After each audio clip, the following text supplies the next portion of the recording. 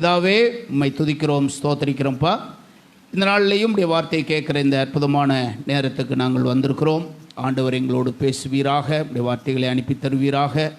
எங்களை பற்பல இடங்களிலிருந்து கூட்டி வர செய்து வேதத்தின் மகத்துவத்தை நாங்கள் அறிந்து கொள்ளும்படியும், ஆவிக்குரிய வாழ்க்கையிலே விசுவாச பாதையிலே நாங்கள் எவ்வளி வாழ வேண்டும் என்றும் கர்த்தர் தொடர்ந்து எங்களுக்கு போதித்து கொண்டு வருகிறீர். அதற்காக உம்மை துதிக்கிறோம்.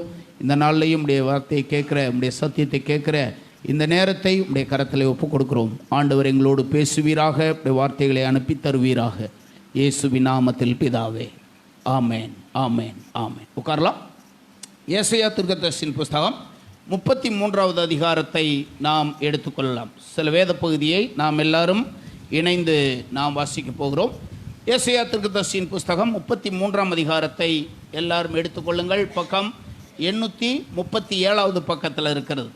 ஏசாயா 33வது அதிகாரத்தை நாம் எடுத்துக்கொள்வோம். அதில் 15, 16, 17 வசனங்களை நாம் எல்லாரும் இணைந்து நாம் வாசிக்க போகிறோம். வாசிக்கலாமா? நீதியாய் நடந்து செம்மையானவைகளை பேசி இடுக்கண் செய்வதால் வரும் ஆதாயத்தை வெறுத்து பரிதானங்களை வாங்காதபடிக்கு தன் கைகளை உதறி இரத்தம் சிந்துவதற்கான யோசனைகளை கேளாதபடிக்கு தன் செவியை அடைத்து பொல்லாப்பை காணாதபடிக்கு தன் கண்களை மூடுகிறவன் எவனோ அவன் உயர்ந்த இடங்களில் வாசம் பண்ணுவான். கண்மலையின் அரண்கள் அவனுக்கு உயர்ந்த அடைக்கலமாகும். அவன் அப்பம் அவனுக்கு கொடுக்கப்படும், அவன் தண்ணீர் அவனுக்கு நிச்சயமாய் கிடைக்கும். உன் கண்கள் ராஜாவை மகிமை பொருந்தினவராய் காணும், தூரத்தில் உள்ள தேசத்தை பார்க்கும். இந்த வேத பகுதியிலிருந்து சில காரியங்களை இன்றைக்கு உங்களோடு பகிர்ந்து கொள்ளும்படி ஆண்டவர் எனக்கு உணர்த்தினவைகளை உங்களோடு கூட இந்த இடத்துல பகிர்ந்து கொள்ளும்படி விரும்புகிறேன். முதல் வசனத்திலே கட்டளைகளும், அதுக்கடுத்த வசனத்திலே அதற்கான ஆசீர்வாதங்களும் சொல்லப்பட்டிருக்கிறதை கவனிக்கிறோம்.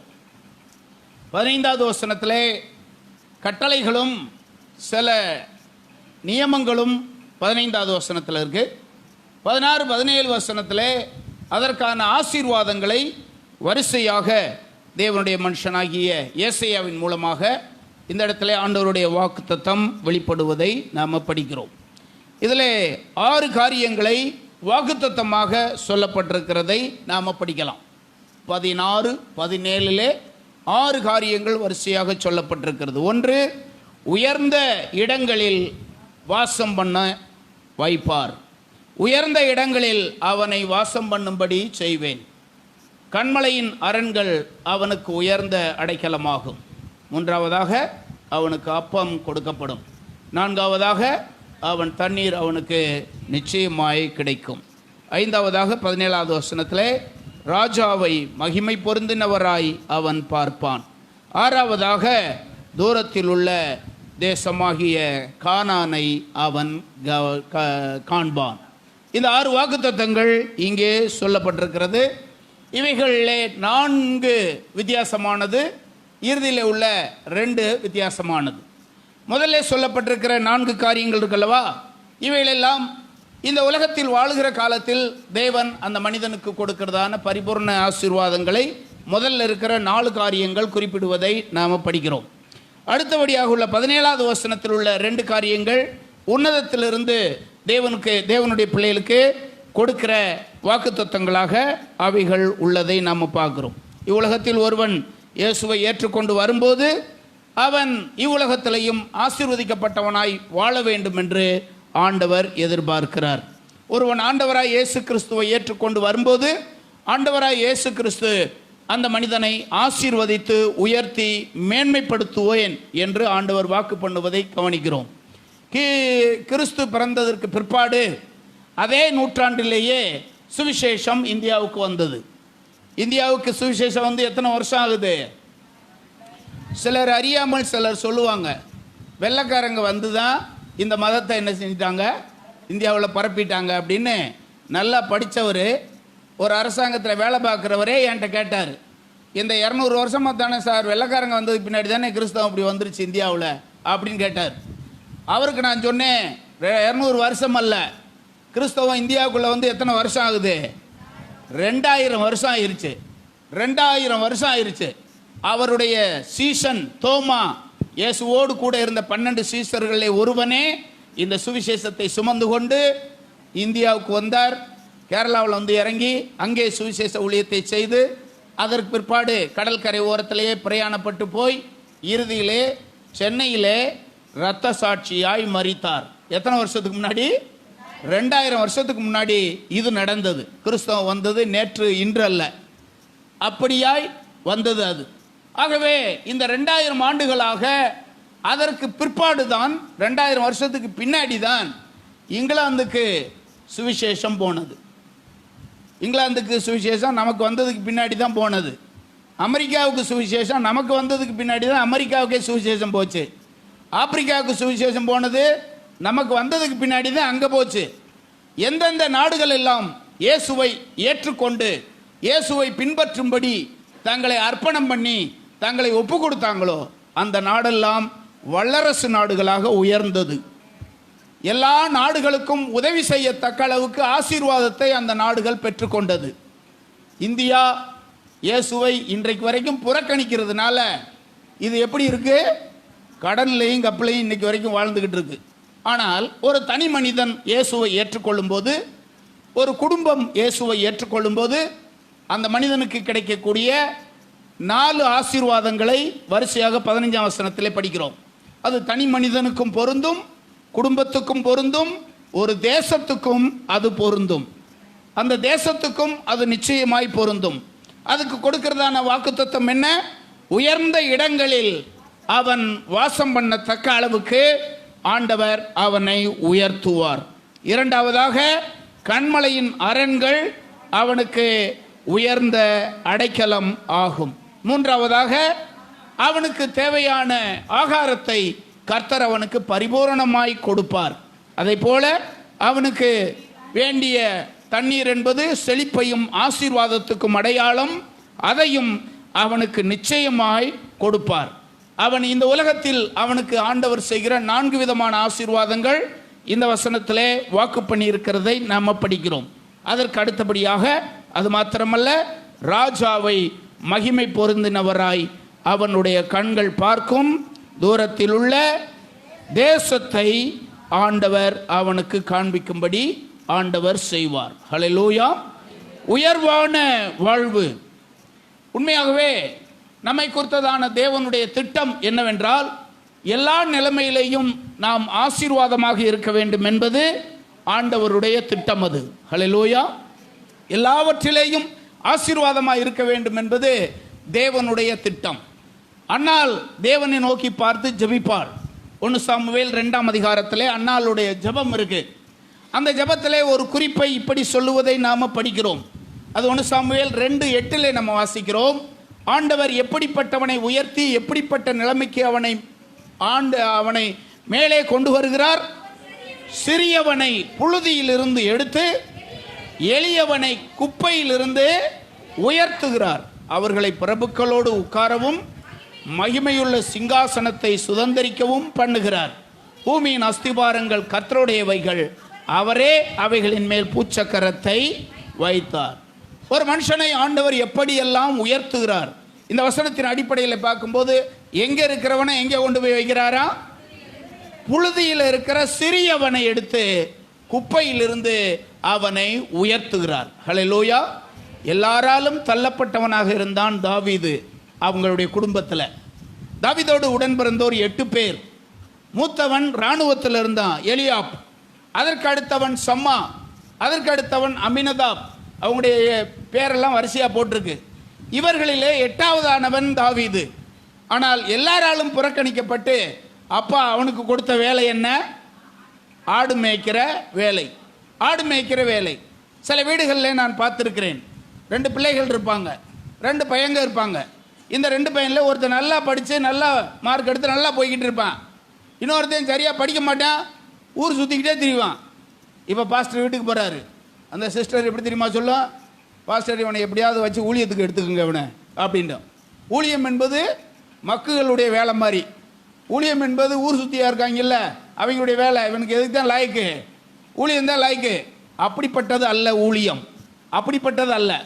அப்படிப்பட்டவங்களா இருந்தாங்க கூட தேவன் நினைத்தால் அவன் நிச்சயமாக ஆசீர்வதித்து நிச்சயமாய் உயர்த்துவதற்கு வல்லவராக இருக்கிறார். அவர் புழுதியிலிருந்து எடுத்து, சிறியவனை புழுதியிலிருந்து எடுத்து ராஜாக்களுக்கு மத்தியிலேயும் பிரபுக்களோடும் அவர்களை உட்காரும்படி ஆண்டவர் செய்திருக்கிறார். இது அன்னாளுடைய ஜெபம். இது இப்படித்தான் அற்பமாய் எண்ணப்பட்டவள் அன்னாள், அற்பமாய் எண்ணப்பட்டவள் லேயாள். இவர்கள் எல்லாரும் அற்பமாய் எண்ணப்பட்டிருந்தாங்க. அற்பமாய் எண்ணப்பட்டவள் சாராள், ஆகார் லேயாளை அற்பமாக எண்ணினாள் அப்படிலாம் போட்டிருக்கு. இப்படிப்பட்ட பல பெண்களை ஆண்டவர் ஆசீர்வதித்து உயர்த்தி மேன்மைப்படுத்தினதை பைபிளில் நாம் படிக்கிறோம். சகோதரராலே அற்பமாய் எண்ணப்பட்ட அநேகரை கர்த்தர் ஆசீர்வதித்து உயர்த்துவதை நாம் பார்க்கிறோம். ஒரு மனுஷன் ஆண்டவரை ஏற்றுக்கொண்டு ஆண்டவரிடத்தில் வந்தால் நிச்சயமாய் அவனுடைய வாழ்க்கையை, அவனுடைய ஜீவியத்தை கர்த்தர் எல்லாவற்றிலேயும் ஆசீர்வதித்து உயர்த்துவார். அது தேவனுடைய திட்டம். அது ஹல்லேலூயா.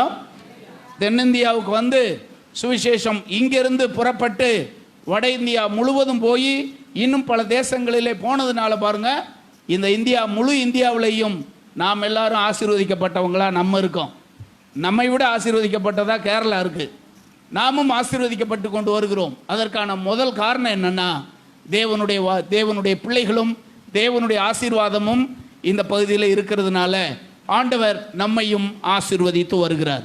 ஒருவன் ரட்சிக்கப்பட்டு வரும்போது அவனை எல்லாவற்றிலையும் உயர்த்துவது தேவனுடைய திட்டம். அது உங்கள் ஒவ்வொருவருக்கும் நிச்சயமாய் பொருந்தும். இங்கே இருக்கிற உங்கள் ஒவ்வொரு குடும்பமும் ஆசீர்வதிக்கப்பட வேண்டும் என்று தேவன் விரும்புகிறார். அதைத்தான் நானும் விரும்புகிறேன். என்னுடைய ஜனங்களாகிய நீங்கள் எல்லா சூழ்நிலையிலையும் எல்லாவற்றிலேயும் நீங்கள் ஆசீர்வாதமா, சந்தோஷமா, மகிழ்ச்சி உள்ளவர்களாய் நீங்கள் இருக்கணும். அதுதான் தேவனுடைய திட்டமும் கூட. நீங்கள் எல்லாரும் நல்லா இருந்தால் நிச்சயமாக நானும் நல்லா இருப்பேன். நீங்கள் எல்லாரும் பாதிக்கப்பட்டீங்கன்னா நானும் பாதிக்கப்பட்டவனாக தான் இருப்பேன். எனவே தான் உங்களுடைய ஆசீர்வாதம் நிச்சயமாய் பெருக வேண்டும் என்று ஆண்டவரும் விரும்புகிறார். பைபிளில் சொல்லப்பட்டிருக்கல்லவா, என்னாமத்தில் இஸ்ரவேலை ஆசீர்வதிப்பதே கர்த்தருக்கு பிரியம். நாம் எல்லாரும் ஆசீர்வாதமாக இருக்க வேண்டும் என்பது தேவனுடைய சித்தமும் பிரியமுமாய் இருக்கிறது. தேவனுடைய சித்தத்தை நாம் செய்யும் போது நிச்சயமாய் நாம் இந்த ஸ்தானத்துக்கு உயர்வோம். நிச்சயமாக. இரண்டாவது காரியம் அங்கே சொல்லப்பட்டிருக்கிறது, கன்மலையின் அரண் அவனுக்கு கொடுக்கப்படும்.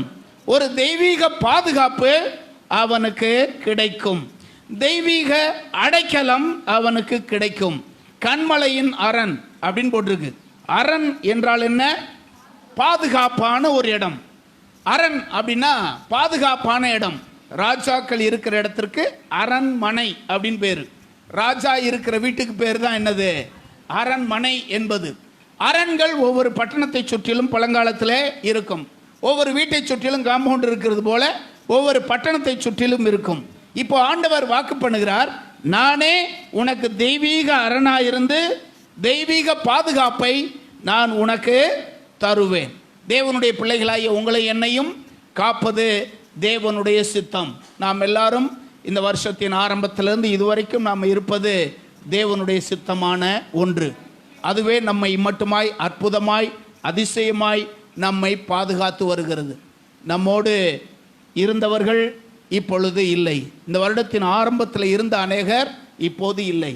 இந்த வருடத்தின் நடுவில் இருந்தவங்க இப்போது இல்லை. நமக்கு வயசுக்கு குறைவானவர்கள் கூட அநேகர் இல்லாமல் போனதை நம்ம பார்க்குறோம். நீங்களும் நானும் மட்டும் இருக்கிறோமே. எப்படி? இந்த ஆபத்துக்கள் நிறைஞ்ச உலகத்தில் இதுவரைக்கும் நாம் வாழ்வது எப்படி? அவருடைய கிருபையுள்ள அந்த பாதுகாப்பினால தான். தேவன் யோபுவுக்கு செய்த அதே பாதுகாப்பை ஆண்டவர் உங்களுக்கும் எனக்கும் செஞ்சதுனால தான்.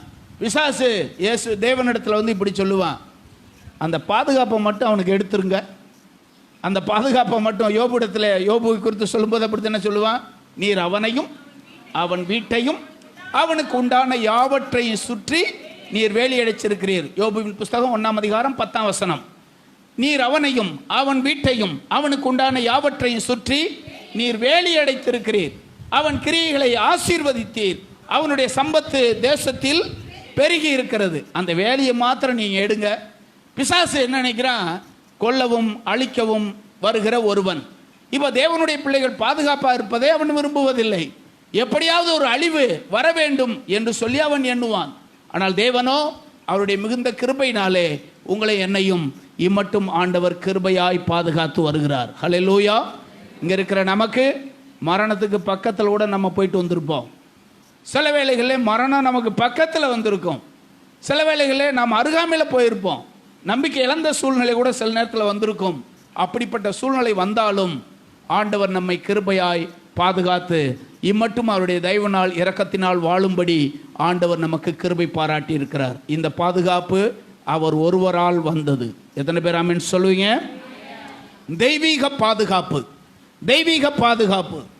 ஆண்டவர் சொல்றாரு, உன்னை உயர்த்துவேன், உயர்வான வாழ்வை தருவேன், கண்மலையின் அரண் உனக்கு பாதுகாப்பாக இருக்கும். மூன்றாவது பாருங்க, அங்கே சொல்லப்பட்டிருக்கிறது, அவன் அப்பம் அவனுக்கு கிடைக்கும். அப்படின்னா என்ன அர்த்தம்னா, வறுமை நீங்கும். ஒரு வீட்டில் ஆண்டவராக இயேசு கிறிஸ்து வரும்போது அந்த வீட்டில் இருக்கிறதான வறுமையை கர்த்தர் மாற்றுகிறார். அநேக நேரத்தில் நீங்கள் அநேகரை எதிர்பார்த்து இருந்திருக்கலாம். நீங்கள் உங்களை யோசித்து பாருங்கள், எத்தனை முறை மற்றவர்களுக்கு உதவும்படி ஆண்டவர் உங்களை ஆசீர்வதித்து மேன்மைப்படுத்தி வச்சிருக்காருன்னு பாருங்க. மற்றவர்களுக்கு உதவி செய்யத்தக்க அளவுக்கு ஆண்டவர் உங்களை மேன்மைப்படுத்தி வச்சிருக்கிறார். ஒரு காலத்தில் இல்லாதவங்களாக இருந்தீங்க, ஒரு காலத்தில் வீடு இல்லாமல் கூட இருந்தீங்க, ஒரு காலத்தில் கஷ்டமான ஒரு சூழ்நிலையில் இருந்தீங்க, ஒரு காலத்தில் ரொம்ப வறுமையிலையும் வறுமை கோட்டுக்கும் கீழே இருக்கிறத அந்த சூழ்நிலையெல்லாம் இருந்தீங்க. ஆனால் ஆண்டவராக இயேசு கிறிஸ்துவை நீங்கள் ஏற்றுக்கொண்டு வரும்போது உங்கள் வாழ்க்கையை கர்த்தர் அப்படியே வச்சிருக்கல. கர்த்தர் படிப்படியாக எந்த அளவுக்கு உங்களை உயர்த்தி இருக்காருன்னு நீங்கள் பாருங்க. எந்த அளவுக்கு ஆண்டவர் உங்களை ஆசீர்வதிச்சார் என்பதை பாருங்கள். எந்த அளவுக்கு ஆண்டவர் உங்களுக்கு போதுமானவராக இருந்து உங்களை அவர் மேன்மைப்படுத்தி இருக்கிறார் என்று பாருங்கள். இதற்கெல்லாம் ஒரே காரணம், நாம் ஐஸ்வர்யவான்கள் ஆகும்படிக்கு அவர் உங்கள் நிமித்தம் தரித்திரராய் மாறினார். 2 கொரிந்தியர் 8ஆம் அதிகாரம் 9வது வசனத்தில் அப்போஸ்தலனாகிய பவுல் இப்படி சொல்லுவார். 2 கொரிந்தியர் 8ஆம் அதிகாரம் 9வது வசனத்திலே, நீங்கள் அவருடைய தரித்திரத்தினாலே ஐஸ்வர்யவான்கள் ஆகும்படிக்கு உங்கள் நிமித்தம் தரித்திரர் ஆனார் அப்படின்னு போட்டிருக்கு. ஏன்? நாம் எல்லாரும் ஆசீர்வாதமாய் இருக்கும்படியாக. சீசர்கள் ஒரு காலத்தில் ஊழியத்துக்கு வந்தபோது எல்லாவற்றையும் அவர்கள் விட்டு வந்தாங்க. அவர்களிடத்தில் எதுவுமே இல்லை. மறு வேலைக்கான சாப்பாட்டுக்குரிய நம்பிக்கை கூட இல்லாத சூழ்நிலையிலே எல்லாவற்றையும் விட்டு ஆண்டவருக்காக சேவை செய்யும்படி வந்தாங்க. அவங்களெல்லாம் மக்கள் எப்படி நினச்சிருப்பாங்க? ஒரு உருப்படியான வேலையை பார்த்துக்கிட்டு இருந்தேன், மீன் பிடிச்சிக்கிட்டு இருந்தேன், ஒரு சின்ன வருமானம் வந்துக்கிட்டு இருந்துச்சு, அதையும் விட்டு இவர் சொன்னார்னு சொல்லிட்டு வந்தான் என்று சொல்லி எல்லா சீசர்களையும் அவங்க ஊர்க்காரங்களும் உறவினர்களும் ஒரு மாதிரியா பேசினாங்க. அவங்களுடைய இல்லாமையெல்லாம் ஆண்டவர் பார்த்தார். இயேசு தம்முடைய சீசர்களை பார்த்து இப்படி சொன்னார். லூக்கா 6ஆம் அதிகாரம் 20வது வசனத்தில் அப்படிப்பட்ட சூழ்நிலையில் இருந்த அந்த சீசர்களை பார்த்து இப்படி சொல்றாரு. அப்பொழுது அவர் தம்முடைய சீசர்களை நோக்கி பார்த்து, தரித்திரராகிய நீங்கள் பாக்கியவான்கள், தேவனுடைய ராஜ்யம். எல்லாத்தையும் விட்டுட்டு வந்துட்டாங்க, அவங்கள்ட்ட எதுவுமே கிடையாது. கர்த்தர் அவங்கள பார்த்து சொல்றாரு, எல்லாவற்றையும் என் நாமத்து நிமித்தம் எல்லாத்தையும் விட்டுட்டு வந்துட்டீங்களா, நீங்க பாக்கியவான்கள்ப்பா.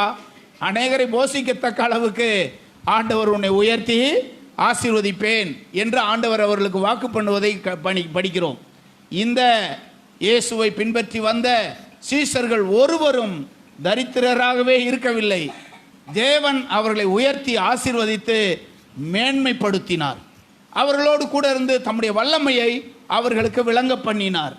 ஒரு காலத்தில் கடங்கப்போடும் பிரச்சனையோடும் போராட்டத்தோடும் வாழ்ந்தவர்கள் அநேகர் இருக்கலாம். ஆனால் ஆண்டவராய் இயேசு கிறிஸ்துவிடத்தில் வரும்போது அந்த சூழ்நிலையெல்லாம் ஆண்டவர் மாற்றி அவர்களை வாங்குகிறவர்களாய் அல்ல, கொடுக்கிற தேவனுடைய பிள்ளைகளாய் ஆண்டவர் மாற்றி இருக்கிறார். அநேக காரியங்களை ஆண்டவருக்காக செய்யும்படி ஆண்டவர் அதை செய்திருக்கிறார்.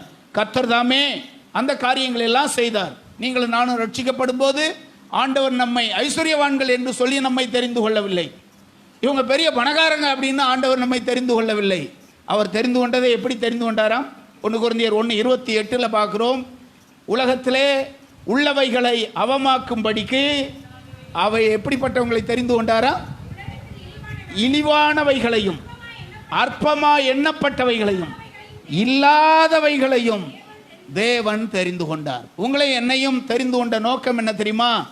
இப்படிப்பட்ட நம்மை கர்த்தர் தெரிந்து கொண்டு, இப்படிப்பட்ட நம்மை கர்த்தர் ரட்சித்து அநேகருக்கு ஆசீர்வாதமாக இருக்கும்படி ஆண்டவர் உயர்த்தி மேன்மைப்படுத்தி இருக்கிறார்.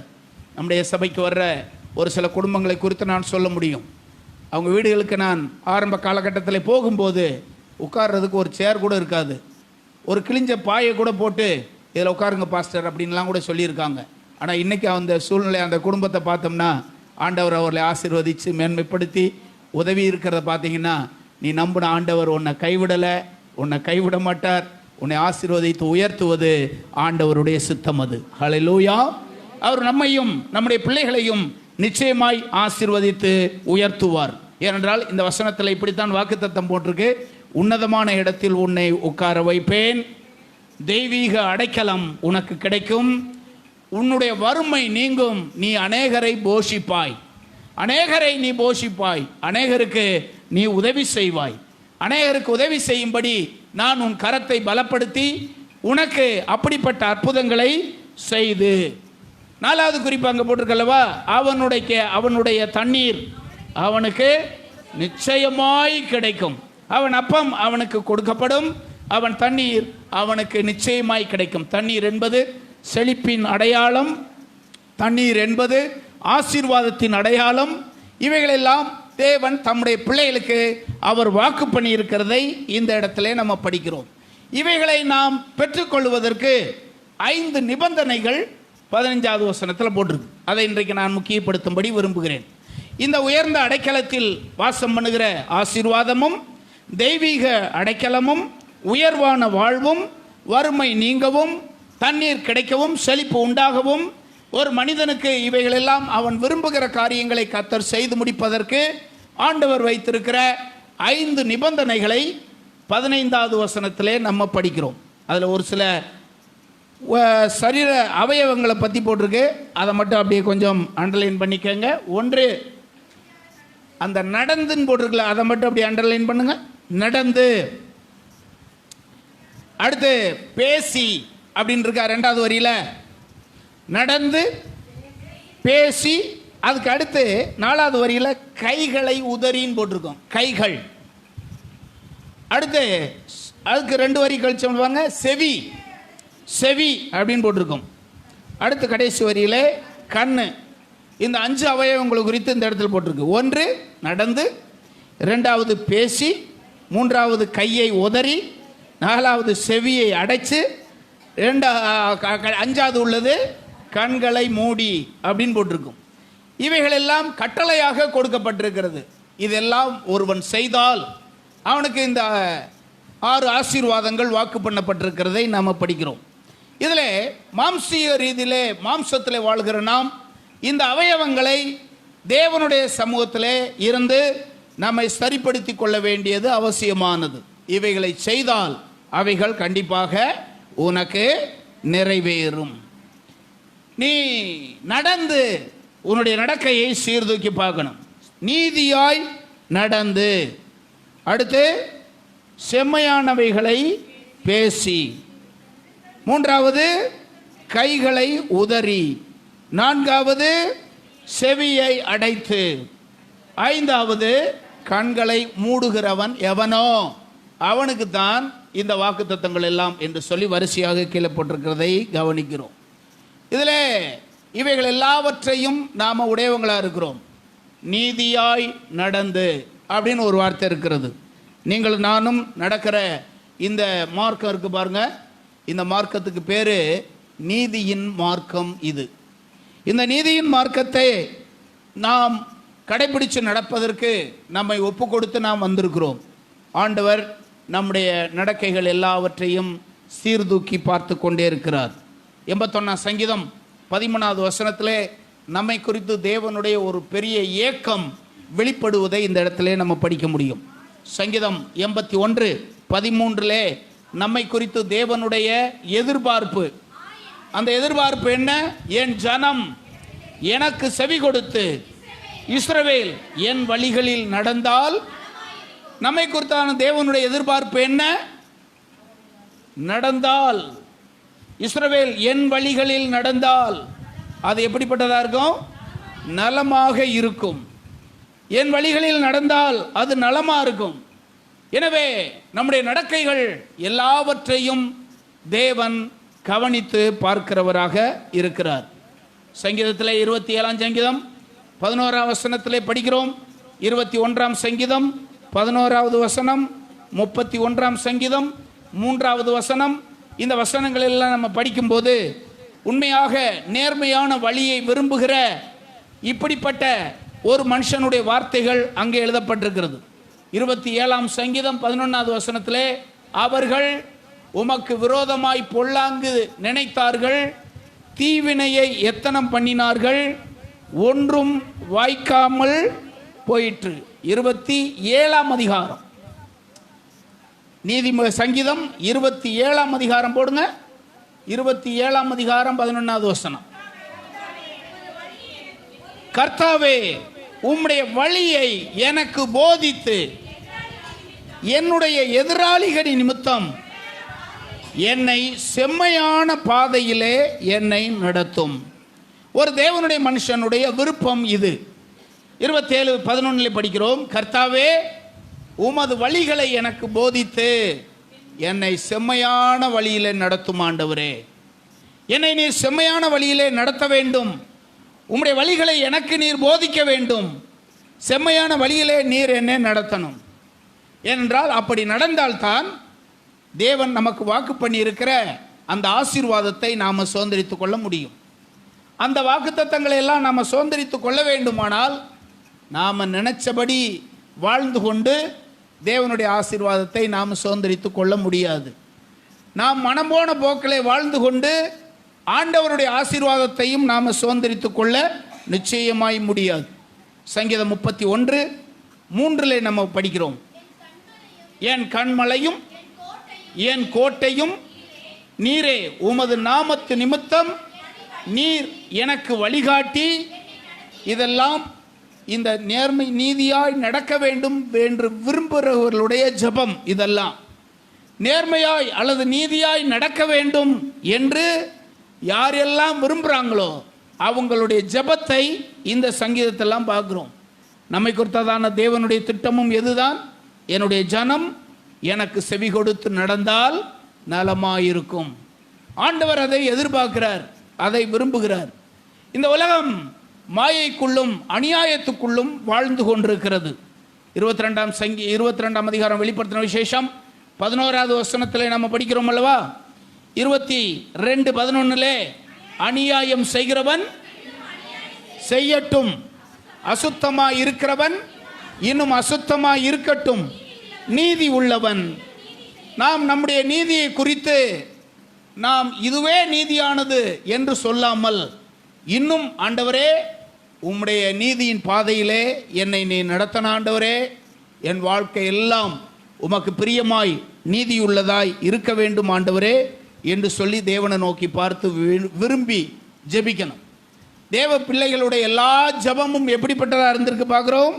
ஆண்டவரே என்னை நீதியின் பாதையிலே நடத்தும், நீதியின் பாதையிலே நடத்தும். யார் உம்முடைய கூடாரத்தில் தங்குவான்? யார் உம்முடைய பரிசுத்த பர்வதத்தில் வாசம் பண்ணுவான்? சங்கீதம் 15ஆம் சங்கீதத்தில் நம்ம படிக்கிறோம் அல்லவா? யார் உம்முடைய கூடாரத்தில் தங்குவான்? யார் உம்முடைய பரிசுத்த பர்வதத்தில் வாசம் பண்ணுவான் அப்படின்னு போட்டிருக்கு. அதில் 10 குறிப்பு இருக்கு பின்னாடி. இந்த 10 குறிப்பில் முதல்ல இருக்கிறது என்ன தெரியுமா? உத்தமனாய் நடந்து. அதில் நீங்கள் வரிசையாக பார்த்தீங்கன்னா கடைசி வரைக்கும் பார்த்தீங்கன்னா 10 குறிப்பு போட்டிருக்கு வரிசையாக. அதில் முதல் குறிப்பே என்னது? நடக்கையை குறித்து போட்டிருக்கு. அவனுடைய நடக்கைகள் ரொம்ப முக்கியமானது. நம்முடைய நடக்கைகள் எல்லாவற்றையும் நாம் சற்று சீர்தூக்கி பார்ப்போம். ஏனென்றால் பைபிளில் போட்டிருக்கு, அந்த நடக்கையை குறித்து தான் இந்த 5 குறிப்புகளை முதல்ல போட்டிருக்கு. நீதியாய் நடந்து, வேத வசனத்தின்படி நடந்து. ராஜாக்களை குறித்து நம்ம பழைய ஏற்பாட்டிலே நம்ம படிக்கிறோம். அவன் உத்தமனாய் நடந்தான், அவன் உத்தமனாய் வாழ்ந்தான், அவனுடைய நடக்கைகள் உத்தமனாய் இருந்தது என்றெல்லாம் பல ராஜாக்களை குறித்து நாம் வரிசையாக படிக்க முடியும். அவங்களுடைய நடக்கையை குறித்தும் வேதம் நமக்கு தெளிவாய் சொல்லப்பட்டிருக்கிறது. தேவனுக்கு பிரியமாய் நடந்தபடியினால், தேவனுக்கு பிரியமாய் வாசம் பண்ணினபடினால் அவர்கள் ஆசீர்வதிக்கப்பட்டவர்களாய் உயர்ந்ததை குறித்தும் நாம் பைபிளில் படிக்கிறோம். யோசேப்பு தன்னுடைய அப்பாட்ட போய் தன்னோடு கூட பிறந்த சகோதரர்களுடைய பொல்லாத நடக்கையை குறித்து போய் அப்பாட்ட என்ன செய்வான், சொல்லுவான். அதாவது 33ஆம் அதிகாரத்தில் நம்ம படிக்கிறோம். தன்னுடைய சகோதரர்களுடைய துன்மார்க்கத்தை குறித்து, அவர்கள் துன்மார்க்கமாய் நடக்கிறதை குறித்து போய் அப்பாட்ட போய் சொல்லுவான். அதெல்லாம் இவங்களுக்கு பிடிக்காது. இப்படி போய் சொல்கிறானே அப்படின்லாம் அவன் மேலே எரிச்சல் கொண்டாங்க.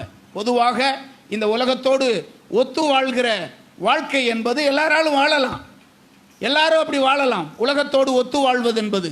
ஆனால் உண்மையாக தேவனுடைய மார்க்கம் என்பது ஒருபோதும் இந்த உலகத்தோடு ஒத்து வாழ்கிறதல்ல. அது வித்தியாசமானது. அது வேறு பிரிக்கப்பட்ட ஜனங்கள் வாழ்வது, அது வித்தியாசமான ஜனங்கள் வாழ்வது. நீங்களும் நானும் எல்லாரையும் போல் அல்ல.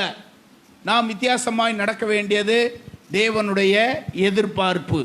தேவனுடைய எதிர்பார்ப்பு. எஸ்தரின் காலத்தில் ஆமான் போய் அகாஸ்வேரு ராஜா கிட்ட சொல்லுவான். இந்த ஜனங்களை குறித்து எப்படி தெரியுமா சொல்லுவான்? உம்முடைய ராஜ்யத்தில் உள்ள ஜனங்களுக்கு மத்தியிலே ஒரு விதமான ஜனங்கள் பரம்பி இருக்கிறாங்க, ஒரு விதமான மக்கள் அங்கங்கே இருக்கிறாங்க. இவர்களுடைய நடக்கை எல்லாம் எப்படிப்பட்டதா இருக்கு? மற்ற ஜனங்களோடு கூட ஒத்து போக மாட்டாங்க. இவங்களுடைய நடக்கை எல்லாம் வித்தியாசமா இருக்கு. எனவே அவர்கள் எல்லாரையும் அழிக்க வேண்டும் அப்படின்னு தான் ஆமான் போய் இஸ்ரவேல் ஜனங்களை குறித்து அகாஸ்வேரு ராஜாட்ட போய் முறையிடுவான். இந்த ஜனங்கள் எல்லாரும் வித்தியாசமான பழக்க வழக்கங்கள் உள்ளவங்களா இருக்காங்க. ரட்சிக்கப்பட்ட நாம் நம்முடைய நிலைமையெல்லாம் நம்ம சீர்தூக்கி பார்க்கணும். மற்றவர்களோடு மற்றவர்களைப் போல அல்ல, வித்தியாசம் உள்ளவர்களாய் வாழும்படி ஆண்டவர் நம்மை எதிர்பார்க்கிறார். அப்படியாய் நாம் வாழ வேண்டியது அவசியமானது. நீதியாய் நடந்து, இரண்டாவது செம்மையானவைகளை பேசி, செம்மையானவைகளை பேசி பேசி கொண்டே இருக்கும்போதே இது பொய் தான் சொல்கிறோம் அப்படின்ட்டு டக்குன்னு உள்ளத்திலிருந்து மனசாட்சி பேசும். நம்ம பேசுகிறோம், உண்மையிலே இது என்னது? பொய். தொடர்ந்து பொய் பேசி கொண்டிருக்கிறவர்கள் அதையே பேசி பழகிடுவாங்க. பொய் பேசிக்கொண்டே இருக்க பழகிடுவாங்க அவங்க. நீங்களும் நானும் நம்முடைய ஒவ்வொரு வார்த்தையும் குறித்து நியாய தீர்ப்பு நாளிலே கணக்கு ஒப்புவிக்க வேண்டும் என்று எழுதப்பட்டிருக்கிறது. நாவும் பல்லும் பேசிக்கிருச்சான், நாக்கும் பல்லும் பேசிச்சான். எப்படி? பல்லு நாக்கிட்ட சொல்லிச்சான், யாரு நீ பேசும்போதெல்லாம் கவனமாக பேசு, ஏனென்றால் நீ பாட்டு கோபத்தில் பேசிடுற. ஆனால் எதிர்த்து அந்த பேச்சை வாங்குறவங்க என்ன சொல்கிறாங்க? என்னை பார்த்து என்ன சொல்கிறாங்க? எனக்கும் நீ பேசுறதுக்கும் சம்மந்தமே இல்லை, நீ பாட்டு பேசிடுற. ஆனால் அவன் என்னை பார்த்து என்ன சொல்கிறான்? பல்ல உடைப்பேன் அப்படின்றான். ஆகவே நாவும் பல்லும் இப்படி பேசிக்கிருச்சான். நாவே நீ எப்போ பேசினாலும் பார்த்து சொல்லு, பார்த்து பேசு. உன்னைய ஒன்றும் சொல்ல மாட்டாங்க, என்னைய உடைக்கிறதா சொல்கிறாங்க. இதுக்கு எனக்கும் சம்பந்தமே இல்லை என்று ரெண்டும் பேசிச்சான். நாம் பேசிக்கொள்கிறவைகளை கவனிக்க வேண்டியது அவசியமானது. பேசிக்கொள்கிறவைகளை கவனமாக நம்ம பேச வேண்டியது அவசியமானது. உண்மையை பேசுகிறோமா என்பதை குறித்து பேசணும். சில ஆட்களுக்கு பேசவே தெரியாது, எப்படி தான் பேசணும்னு தெரியாது. ஒரு சகோதரர் முன்னாடி ஒரு 15 வருஷத்துக்கு முன்னாடி நம்ம சர்ச்சுக்கு வந்தார். 15 வருஷத்துக்கு முன்னாடி சர்ச்சுக்கு வந்தார். இப்போ வேறு சர்ச்சுக்கு போகிறார். அப்பப்போ எப்பாவது வருவார், இங்கே வருவார். ஒரு நாள் சமீபத்தில் வந்தார். அவங்க வீட்டுக்கு என்னை ஜெபம் பண்ண கூப்பிட்டார். வாங்க பாஸ்டர், எங்கள் வீட்டில் வந்து ஜெபம் பண்ணிட்டு வாங்க பாஸ்டர்னார். அப்போ நான் சொன்னேன், இப்போ ஒரு சபைக்கு நீங்கள் ஒரு 10 வருஷமாக ஒரு சபைக்கு போய்கிட்டு இருக்கீங்க, அந்த பாஸ்டரை கூட்டிகிட்டு போய் ஜெபம் பண்ணுறது நல்லது, அதில் அவரை கூட்டிகிட்டு போங்க அப்படின்னு சொன்னேன். அவர் சொல்கிறாரு, அவர் எங்கள் வீட்டுக்கு வரமாட்டார் பாஸ்டர் அப்படின்னாரு. ஏன் ஒரு பாஸ்டரை கூட்டிகிட்டு போய் நீங்கள் ஜெபம் பண்ண வேண்டியதானே அப்படின்னு சொன்னேன். இல்லை பாஸ்டர், என் பொண்டாட்டிக்கும் அவருக்கும் ஒரு சண்டை வந்துருச்சு, அதனால் அவர் வரமாட்டார் பாஸ்டர். எங்கள் வீட்டுக்காரம்மா வந்து உங்களை தான் விரும்புது பாஸ்டர், நீங்கள் வாங்க பாஸ்டர் அப்படின்னு சொன்னார். அவர் சொல்ல சொல்ல எனக்கு சிரிப்பாக இருந்துச்சு. ஒரு பாஸ்டர்கிட்ட அவர் பாஸ்டர் ஒரு சர்ச்சுக்கு போய்கிட்டு இருக்காருன்னா தொடர்ந்து அங்கே போகிறதே நல்லது. 10 வருஷம் 15 வருஷமாக வராமல் என்னை பிடிச்சி வீட்டுக்கு வரணும்னு தொல்லை பண்ணுறாரு. அதுக்கு அவர் சொல்கிற காரணம் என்னென்னா, எங்கள் வீட்டுக்காரம்மா உங்களை தான் ரொம்ப விரும்புது பாஸ்டர் அப்படின்லாம் சொன்னார். அவர் எப்படி பேச தெரியுதுன்னு பாருங்க. அவர் சரியாக பேச தெரியாது. சில இடங்களில் இப்படி தான் பேச தெரியாமல் சில காரியங்களை நம்ம பேசுவோம். அப்படி தான் நம்ம பேசுவோம். நம்முடைய வாய்களை நாம் கவனமாய் பேச வேண்டியது அவசியம். நீதிமொழிகளில் 12ஆம் அதிகாரம் 14ஆம் வசனத்தில் போட்டிருக்கல, 12-14 நம்ம வாசிக்கிறோம். அவன் தன் தன் வாயின் பலனால் திருப்தி அடைவான், அவன் கைக்கிரியின் பலனுக்கு தக்கதாக அவனுக்கு கிடைக்கும். அவனுக்கு கிடைக்கும். பைபிளில் போட்டிருக்கு பாருல, மத்தேயு சுவிசேஷத்தில் நம்ம படிக்கிறோம் அல்லவா, 15ஆம் அதிகாரம் 11ஆம் வசனத்தில் பார்க்குறோம். வாய்க்குள்ளே போகிறது எதுவும் அவனை தீட்டுப்படுத்தாது. எதுதான் அந்த மனுஷனை தீட்டுப்படுத்துகிறது? வாயிலிருந்து புறப்படுகிறதே தீட்டுப்படுத்தும். ஆகவே நம்முடைய வார்த்தைகளை நம்ம கவனிக்கணும். எனவே தான் ஆசீர்வாதத்தை பெற்றுக்கொள்வதற்கு இந்த வாயை குறித்து ஒரு வார்த்தை அங்கே போட்டிருக்கு. நீ பேசுவது சரிதானா? சங்கீதம் 17ஆம் சங்கீதம் 3ஆம் வசனத்தில் ஒரு தேவனுடைய மனுஷன் இப்படியாய் ஜெபம் பண்ணுகிறான் தன்னுடைய நாவை குறித்து, தன்னுடைய வாயை குறித்து. நீர் என் இருதயத்தை பரிசோதித்து ரா காலத்தில் அதை விசாரித்து என்னை புடமிட்டு பார்த்தும் ஒன்றும் காணாதிருக்கிறீர். என் வாய் மீறாதபடிக்கு நான் தீர்மானம் பண்ணினேன். நம்முடைய வாயின் வார்த்தைகள் அப்படிப்பட்டதாக இருக்க வேண்டியது அவசியமானது. அப்படிப்பட்டதாக இருக்கணும், அவசியமானது. ஒரு வாலிப பையன் தற்கொலை பண்ணிட்டான். அந்த தற்கொலை பண்ணவன் ஒரு தபால் எழுதி வச்சுருந்தான். போலீஸ் வந்து அந்த தபாலை எடுத்து பார்த்துச்சு. அந்த தபாலில் இப்படி ஒரு வார்த்தை எழுதி வச்சுருந்தேன். எங்கள் அம்மா ஒரு வார்த்தை இப்படி சொல்லுச்சு, இன்றைக்கே நீ செத்து போயிடுறான்னு சொல்லுச்சு, அதனால தான் நான் என்னுடைய உயிரை மாய்த்து கொண்டேன் அப்படின்னு அவன் சொன்னான். அதை எழுதி வச்சுருந்தான். அவனை கொன்றது எது தெரியுமா? அந்த அம்மாவுடைய ஒரே வார்த்தை தான். தயவுசெய்து உங்கள் பிள்ளைகளை இப்படிப்பட்ட வார்த்தைகளை ஒருபோதும் நீங்கள் என்ன செய்யக்கூடாது. ஏனென்றால் வார்த்தைகள் ரொம்ப முக்கியமானது. வார்த்தைகள் முக்கியமானது. அவைகளை வைத்து கொண்டே இவன் உருப்பட மாட்டான், இவன் ஒன்றுமே உத மாட்டான் அப்படின்லாம் சொல்லாதீங்க. ஆசீர்வாதமான வார்த்தைகளை உங்களுக்கு சொல்லுங்கள். நிச்சயமாய் அந்த வார்த்தைகளை அவர்களை உயர்த்தி நிச்சயமாய் அவர்களை ஆசீர்வதிக்கும். எனவே தான் இந்த இடத்துல சொல்லப்பட்டிருக்கிறது, என் வாய் மீறாதபடிக்கு தீர்மானம் பண்ணினேன். 39ஆம் சங்கீதம் வசனம் 1வது வசனத்தில் போட்டிருக்கு. 39:1, என் நாவினால் பாவம் செய்யாதபடிக்கு நான் என் வழிகளை காத்து துன்மார்க்கன் எனக்கு முன்பாக இருக்க மட்டும் வாயை. ஏனென்றால் யாக்கோபு இதுக்கான பதில் சொல்றாரு. வாய்க்கு கடிவாளம் போடணும். ஏன் போடணும்? நாவானது சிறிய அவயவமாக இருந்தும் அது பெரிய காட்டே என்ன செஞ்சிருமா? கொளுத்தி விடும். யாக்கோபு சொல்றாருல, நாவு சிறிய அவயவமாக இருந்தும் அது ஆயுள் சக்கரத்தையும் என்ன செஞ்சிருமா? கொளுத்தி விடுகிற வல்லமையுடையது என்று சொல்றார். எனவே நம்முடைய பேச்சுக்கள் எல்லாவற்றையும் நாம் சீர்தூக்கி பார்க்கணும்.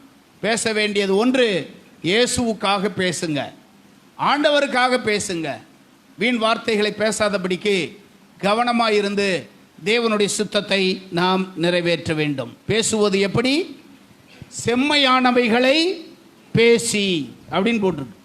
நீதிமொழிகள் 13:3 போட்டிருக்கு, தன் வாயை காக்கிறவன், தன்னுடைய வாயை காக்கிறவன் தன் பிராணனை காக்கிறான் அப்படின்னு போட்டிருக்கு. எனவே வாயை குறித்து, நாவை குறித்து வேதத்தின் பல இடங்களில் பரவலாக பல காரியங்கள் போட்டிருக்கிறது, பல காரியங்கள் போட்டிருக்கிறது. எனவே நம்மை காத்துக்கொள்ள வேண்டியது அவசியமானது. நம்முடைய சபையில் ஒரு பையனுக்கு பொண்ணு பார்க்கறதுக்காக ஒரு இடத்துக்கு கூட்டி போயிருந்தேன். நம்முடைய சபையினுடைய பையன். இந்த பையனை ஒரு இடத்துல பொண்ணு இருக்குன்னு கேள்விப்பட்டு அங்கே கூட்டி போயிருந்தேன். அந்த பையனை நானும் போயிருந்தோம். இப்போ அந்த தம்பிக்கு திருமணம் ஆகி வெளியூரில் இருக்கிறாரு. நாங்கள் போயிருந்தோம். அந்த பொண்ணை பார்த்தோம். அந்த பொண்ணை மாப்பிள்ளைக்கு பிடிச்சிக்கிருச்சு. பேசிக்கிட்டே இருந்தோம். அந்த பொண்ணுடைய அப்பா இருக்கார்ல, அவர் நாங்கள் போனதுலேருந்து ஒரு 1.5 மணி நேரம் தொடர்ந்து பேசிக்கிட்டே இருந்தார். நாங்கள் தேவையானது தேவையில்லாதது எல்லாத்தையும் பேசினார். ஏன் தான் அப்படி பேசினாருன்னு தெரியல. அவர் தொடர்ந்து பேசிக்கிட்டே இருந்தார். எங்களை பேசவே விட மாட்டேன்ட்டார். முடிச்சுட்டு வெளியே வந்த உடனே அந்த மாப்பிள்ளைக்கார பையன் சொன்னார், பொண்ணை எனக்கு பிடிச்சிருக்கு பாஸ்டர், திருமணம் பண்ணிக்கலாம். ஆனால் அவங்க அப்பாவுடைய பேச்சு இப்படி இருக்கே பாஸ்டர், எப்படி நான் சமாளிக்க போகிறேன்னு தெரியலையே அப்படின்ட்டு கடைசியில் பொண்ணு வேணான்ட்டார். அந்த வாழ்க்கையை கெடுத்ததே யார் தெரியுமா? அந்த அப்பா தான். அதுக்கு பின்னாடி அவர் மனம் திரும்பினாரா என்ன பண்ணாருன்னு தெரியல. சிலருடைய பேச்சு பாருங்கள், தன்னுடைய பிள்ளையினுடைய திருமணத்தையே நிறுத்தி வச்சிருச்சு. அன்னைக்கு பொண்ணு நல்ல பொண்ணு, அது அமைதியாக இருக்குது, இந்த பையனுக்கும் பிடிச்சிருச்சு. ஆனால் அவங்க அப்பாவுடைய பேச்சு ரொம்ப ஓவராக இருந்ததுனால வெளியே வந்த பையன் எனக்கு வேண்டாம் பாஸ்டர், வேறு இடத்துல பார்த்துருவோம் பாஸ்டர் அப்படின்னு சொல்லிட்டாரு. அவங்க அப்பாவுடைய பேச்சினாலேயே நம்முடைய வாயின் வார்த்தைகளை நாம் கவனித்து பார்க்கணும். வாயின் வார்த்தைகள் எப்படிப்பட்டதாக இருக்குன்னு நம்ம கவனிக்கணும். பைபிளில் போட்டிருக்கு, நீ நீதியாய் நடந்து செம்மையானவைகளை பேசி அப்படின்னு போட்டிருக்கு. அடுத்த குறிப்பாக அங்கே போட்டிருக்கு பார்த்தீங்களா, தவறான வழியில் வரும் ஆதாயத்தை வெறுத்து. தவறான வழியில் வருகிற ஆதாயத்தை வெறுத்து. உலகம் இதில் தான் வாழ்கிறது. தவறான வழியில் வருகிறதான ஆதாயத்தில் தான் உலகம் வாழ்ந்து கொண்டிருக்கிறது. தேவனுடைய பிள்ளைகளாகிய நீங்களும் நானும் நம்மை கவனித்து பார்க்க வேண்டியது அவசியமானது. நம்மை சீர்தூக்கி பார்க்க வேண்டியது அவசியமானது. ஒருவேளை அனுத்தியமான பல காரியங்கள் நமக்கு முன்னே இருக்கலாம். அது அநியாயத்தினாலே வருகிற காரியமாக இருக்கலாம். நீங்களும் நானும் மோசையை போல அதற்கு அப்படியே விலக வேண்டியது அவசியமானது. மோசைக்கு முன்னாடி 2 காரியம் முன்னாடி இருந்தது. ஒன்று 11:24, எபிரேயர் நிருபம் 11:24 பார்க்குறோம். மோசைக்கு முன்னாடி 2 காரியங்கள் அங்கே இருந்தது பார்க்குறோம். ஒன்று, இஸ்ரவேலினுடைய எகிப்தினுடைய எல்லா பொக்கிஷமும் ஒரு பக்கம் இருந்தது. இன்னொன்று, தேவனுடைய பிள்ளைகளோடு துன்பத்தை அனுபவிக்கிற இன்னொரு பக்கம் இருந்தது. இந்த 2ஐயும் மோசே பார்த்தான். அவன் ஒரு காரியத்தை நல்லது என்று எடுத்துக்கொண்டான், ஒரு காரியத்தை ஒதுக்கினான். அது உலகத்தினர் பார்வையிலே வித்தியாசமாக இருக்கும். மோசேயை குறித்து தெரிஞ்சவங்க அவன் அரண்மனை விட்டு ஓடி போய் தேவ ஜனங்களோடு போகும்போது அவனுடைய நண்பன் யாராவது இருந்தால் மோசையை பார்த்து என்ன சொல்லியிருப்பான்? ஏடா உனக்கு என்ன லூஸாக பிடிச்சிருக்கு, அடுத்த இளவரசனே நீதான், அடுத்த ராஜாவே நீதான், ஏண்டா போயிடுச்சு அப்படின்னா அவனுக்கு தெரிஞ்ச காரியத்தை அவன் நிச்சயமாக சொல்லுவான். மாம்சத்தில் யோசித்தால் அப்படித்தான் அவனுக்கு சொல்லியிருப்பான். மோசையும் மாம்சத்தில் யோசித்திருந்தால் அப்படித்தான் அவனும் யோசிச்சிருப்பான். ஆனால் மோசைக்கு முன்னாடி 2 காரியம் வைக்கப்பட்டது. ஒன்று, பார்வோனுடைய குமாரத்தின் மகன் அல்லது அடுத்த இளவரசன் என்கிற ஒரு பெரிய பதவி. இன்னொன்று, தேவனுடைய ஜனங்களுடைய துன்பத்தை அனுபவிக்கிறதை தெரிந்து கொள்வது. இதில் 2ல் ஒன்றை எடுத்துக்கொள்ள வேண்டுமென்றால் ஒன்றை வெறுக்க வேண்டும். மோசே எதை எடுத்துக்கொண்டான், எதை வெறுத்தான்? பார்வோனுடைய குமாரத்தின் மகன் எண்ணப்படுவதை வெறுத்து அனுத்தியமான பாவ சந்தோஷங்களை அனுபவிப்பதை பார்க்கிலும் தேவனுடைய பிள்ளைகளோட துன்பத்தை அனுபவிப்பதை தெரிந்து கொண்டான். ஒன்றை வெறுத்தான், இன்னொன்றை தெரிந்து கொண்டான் அப்படின்னு போட்டிருக்கு. தவறான வழியில் வருகிற எல்லா ஆதாயத்தையும் தேவனுடைய ஜனங்கள் வெறுக்க வேண்டும் என்பது இதனுடைய அடையாளம். இதை வெறுத்து கைகளை உதறி அப்படின்னு போட்டிருக்கு. கைகளை உதறி அப்படின்னா என்ன அர்த்தம்? எப்பொழுதுமே அது ஒட்டி கொண்டே வரக்கூடிய தன்மை உடையது. ஏசாயா 52:2 நம்ம படிக்கிறோம் அல்லவா, எழும்பு சீயோனே என்று ஆண்டவர் சொன்ன ஆண்டவர் இப்படி சொல்லுகிறாரு, உதறிவிட்டு உன் கையிலே அது இருக்கும், உன் கையிலே அது இருக்கும், எனவே அதை உதறிவிடு. உதறணுமா? உதறாவிட்டால் நம்மோடு கூடவே அது இருக்கும், நிச்சயமா இருக்கும். தேவனுடைய மகாபெரிய தீர்க்கதரிசியாக இருந்தவன் சாமுவேல். இந்த சாமுவேலுக்கு 2 பிள்ளைகள் இருந்தாங்க. தெரிஞ்சவங்க பேர் சொல்லுங்க. சாமுவேலின் 2 பையங்க பேர் பைபிளில் போட்டிருக்கு, சொல்லுங்க. யோவேல், இன்னொன்று அபியா. இவர்கள் 2 பேரும் தீர்க்கதரிசியினுடைய பிள்ளைகள். 1 சாமுவேல் 8ஆம் அதிகாரத்துக்கு இப்போது வருவோம். 1 சாமுவேல் 8ஆம் அதிகாரத்துக்கு வருவோம். சாமுவேலுடைய பிள்ளைகளை குறித்து இங்கே போட்டிருக்கு. 1வது வசனம் படிங்க. முதிர் வயதான போது தன் குமாரரை இஸ்ரவேலின் மேல் இப்பொழுது அவன் நியாயாதிபதியாக வைக்கிறான். அவனுடைய மூத்த குமாரனுக்கு பெயர் யோவேல். பேர்ல ஒன்றும் மிஸ்டேக் கிடையாது. யோவேல் ஒரு பெரிய நம்பிக்கையுள்ள பேரு யோவேல். இரண்டாவது உள்ளவனுக்கு பேரு அபியா. இவர்கள் பெயர் சபாவிலே இவர்களுக்கு பதவி கொடுக்கப்பட்டது.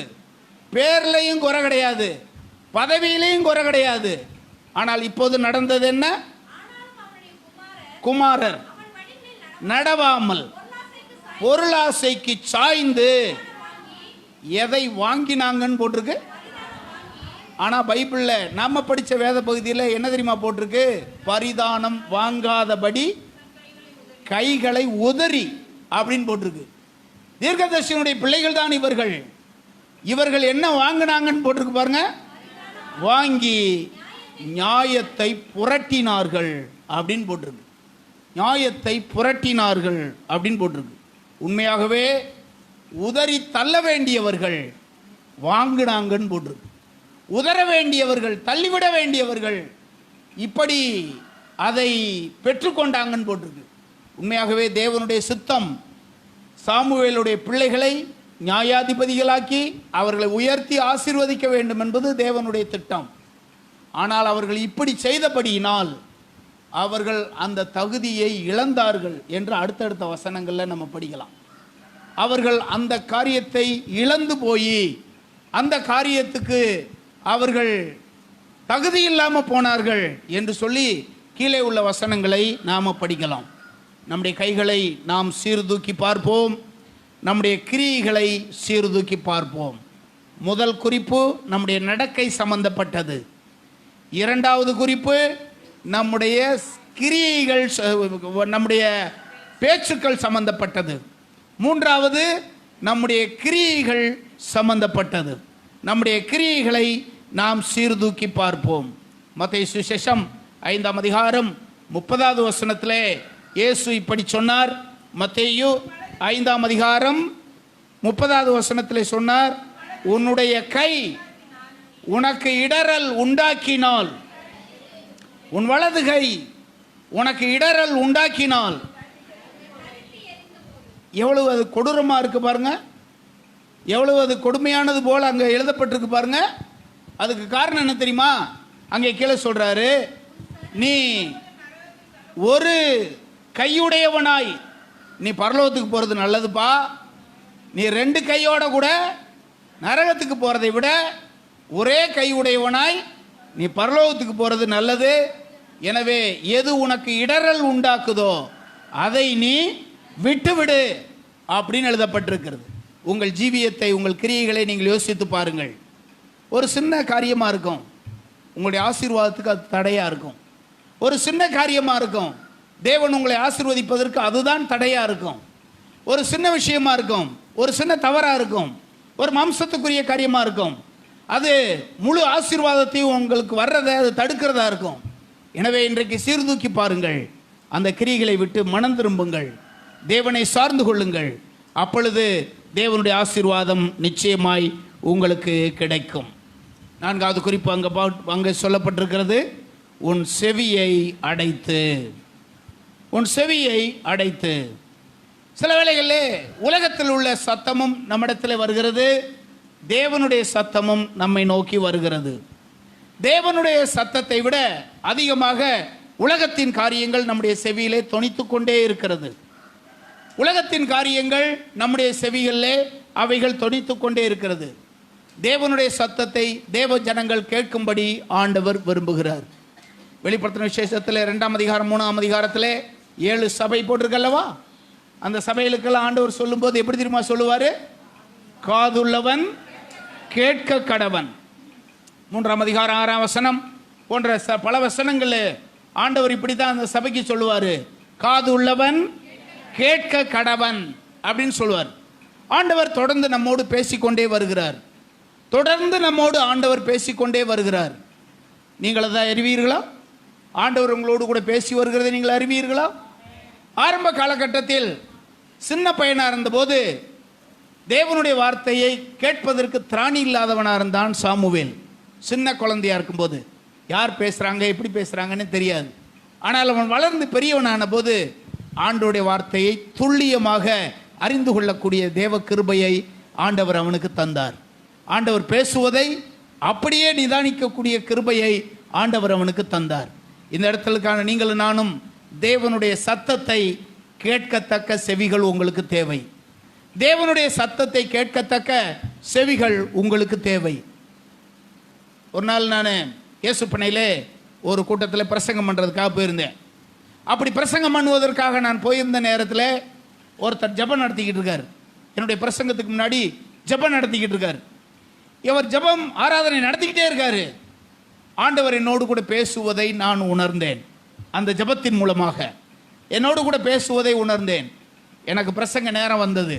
அந்த பிரசங்க நேரத்தில் சொன்னேன், ஆண்டவர் ஒரு காரியத்தை குறித்து, பாஸ்டர் நீங்கள் ஜெபம் நடத்துனீங்கல்ல, அந்த ஜெபம் நடத்திக்கிட்டு இருக்கும்போது ஆண்டவர் என்னோடு பேசுவதை நான் அறிந்து கொண்டேன் என்று சொன்னேன். ஆரம்ப காலத்தில் அதை வகையறுத்து பார்ப்பதற்கு தெரியாமல் இருக்கலாம். ஆனால் நாட்கள் சொல்ல சொல்ல ஆண்டவர் உன்னோடு கூட பேசுவதை அறிந்து கொள்ளக்கூடிய செவி உனக்கு தேவை. தேவன் அவ்வப்போது உன்னோடு கூட பேசிக்கொண்டே இருப்பார். அந்த வார்த்தையை கேட்கத்தக்க திராணி உங்களுக்கு நிச்சயமாய் தேவை, நிச்சயமாய் தேவை. அப்போஸ்தலனாகிய பேதுரு 2 பேதுரு 1ஆம் அதிகாரம் 18ஆம் வசனத்திலே ஒரு காரியத்தை குறித்து பேசுவார். 2 பேதுரு 1ஆம் அதிகாரம் 18வது வசனத்திலே ஒரு காரியத்தை குறித்து எழுதுவதை நம்ம படிக்க முடியும். அவரோடே கூட நாங்கள் பரிசுத்த பர்வதத்தில் இருக்கையில் வானத்திலிருந்து பிறந்த அந்த சத்தத்தை நாங்கள் கேட்டோம். இப்போ ஒரு வார்த்தையை பாருங்க. அப்போஸ்தலனாகிய பேதுரு சொல்றாரு, வானத்திலிருந்து பிறந்த சத்தத்தை நான் கேட்டேன் அப்படின்னு சொல்றாரு. எங்கே அது நடந்தது? பரிசுத்த பர்வதத்தில் இருக்கையில். தெரிஞ்சவங்க சொல்லுங்க, இது எப்ப நடந்த சம்பவத்தை பேதுரு சொல்றாரு? யாருக்கா ஞாபகம் இருக்கா? மத்தேயு சுவிசேஷம் 17ஆம் அதிகாரம் 1 முதல் 8 வசனத்திலே படிக்கிறோம். அந்த 17ஆம் அதிகாரம் 1 முதல் 8 வசனத்திலே பேதுருவையும் யோவானையும் யாக்கோபையும் கர்த்தர் ஒரு தனியா ஒரு இடத்துக்கு கூட்டிட்டு போவார். அப்படி போய் அங்கே இருக்கும்போது தான் மோசேயும் எலியாவும் அவர்களுக்கு காணப்பட்டதை நாம படிக்கிறோம். காணப்பட்டு ஆண்டவருடைய சத்தம் அங்கிருந்து தொனித்தது. பரிசுத்த ஆவியானவர் அங்கே பேசினார். அந்த சத்தம் அவர்களுக்கு தொனித்தது. அங்கே இருந்தவங்க 3 பேர், பேதுருவும் யோவானும் யாக்கோபும் அங்கே இருந்தாங்க. வானத்திலிருந்து அந்த சத்தம் உண்டானது. அந்த சத்தத்தை பேதுரு கேட்டதாக பேதுரு தன்னுடைய நிருபத்திலே பிற்காலத்தில் அவர் என்ன செய்கிறாரு? எழுதுறாரு. 1:18 2:18 2 பேதுரு 1:18 எழுதுறாரு.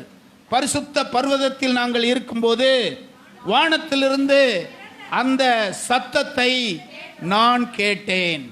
இப்பொழுது 17ஆம் அதிகாரம் 6ஆம் வசனத்துக்கு வருகிறோம். மத்தேயு சுவிசேஷத்தில் 5வது வசனத்திலே ஆண்டவருடைய சத்தம் அங்கே தொனிக்கிறது.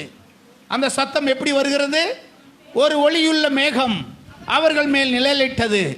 அந்த சத்தம் இப்படி வந்தது, இவர் என்னுடைய, அவரில் பிரியமா இருக்கிறேன் என்று அவருக்கு செவி கொடுங்கள் என்று மேகத்திலிருந்து ஒரு சத்தம் உண்டாயிற்று. 6வது வசனத்தில் பார்த்தோம்னா அந்த சத்தத்தை சீஷர்கள் கேட்டபோது அப்படின்னு இருக்கு. தான் கேட்ட அந்த சத்தத்தை குறித்து இப்பொழுது 2 பேதுரு 1:18 பேதுரு இப்படி சொல்றாரு, பரிசுத்த பர்வதத்தில் நான் இருக்கும்போது அந்த சத்தத்தை நான் கேட்டேன். ஒவ்வொரு வாரமும் ஆண்டவர் உங்களோடு கூட பேசுகிறார். அவருடைய சத்தத்தை துல்லியமாய் கேட்கக்கூடிய நல்ல செவிகள் உங்களுக்கு தேவை. அப்படிப்பட்ட செவிகள் உங்களுக்கு இருந்தால் நீங்கள் நிச்சயமாய் ஒவ்வொரு வாரமும் தேவன் உங்களோடு பேசுவதை நீங்கள் பார்க்க முடியும். தேவனுடைய பேச்சை நீங்கள் கேட்க முடியும். தேவனுடைய வார்த்தையை நீங்கள் கேட்க முடியும். அது இல்லாதவர்கள் ஏதோ வந்தோம் போனோம் அப்படின்னு போய்கிட்டே இருப்பீங்க. ஒரு மாற்றமும் இல்லாமல் நீங்கள் போவீங்க. ஆனால் தேவனுடைய வார்த்தையை கேட்கத்தக்க விருத்த சேதனமுள்ள செவிகள் உங்களுக்கு இருந்தால் ஒவ்வொரு முறையும் தேவனுடைய சமூகத்துக்கு கூடி வரும்போதெல்லாம் ஆண்டவர் உங்களோடு பேசுவதை நீங்கள் துல்லியமாய் நீங்கள் கேட்க முடியும். தேவனுடைய சத்தத்தை நீங்கள் கேட்க முடியும். ஒவ்வொரு வாரமும் பிரசங்கம் பண்ணும்போது ஒரு சகோதரன் இப்படி கேட்டார், ஒவ்வொரு வாரமும் புதுசு புதுசாக தேவனுடைய வார்த்தையை சொல்கிறீங்களே, எப்படி பாஸ்டர் அப்படின்னாரு. உண்மையிலேயே ஆண்டவருடைய சமூகத்தில் நான் இருந்து ஜெபம் பண்ணும்போது நான் இப்படி உணர்வேன், ஆண்டவர் என்கிட்ட கரெக்டாக துல்லியமாக பேசுவார். இந்த காரியத்தை குறித்து நீ பேசு, இந்த காரியத்தை குறித்து இப்போது நீ சொல்லணும் என்று பல முறை என்னுடைய ஆவியிலே நான் அதை உணர்ந்துதான் இந்த இடத்துல வந்து பிரசங்கத்துக்கு வரும்போதெல்லாம் அந்த நிச்சயத்தோடு அந்த அதிகாரத்தோடு உங்களிடத்தில் வந்து நான் பிரசங்கம் பண்ணுறேன். ஏதோ ஒரு காரியத்தை சொல்லுவோம் என்பதற்காக அல்ல. பேதுருவும் கூட தான் எழுதின இந்த நிருபத்திலே நான் அவரோடு கூட அங்கே இருந்தேன், அப்பொழுது வானத்திலிருந்து ஒரு சத்தம் உண்டானது, அந்த பரிசுத்த பர்வதத்தில் நாங்கள் இருந்தபோது அந்த சத்தத்தை என் செவிகள் துல்லியமாய் கேட்டது, அதைத்தான் நான் உங்களிடத்திலே நான் சொல்லுகிறேன் என்று சொல்லுகிறதை பார்க்கிறோம். தேவன் உங்களோடு பேசுகிறாரா? அதை நீங்கள் அறிகிறீர்களா? அதை அறியத்தக்க ஞானமும் கிருபையும் உங்களுக்கு இருக்கிறதா?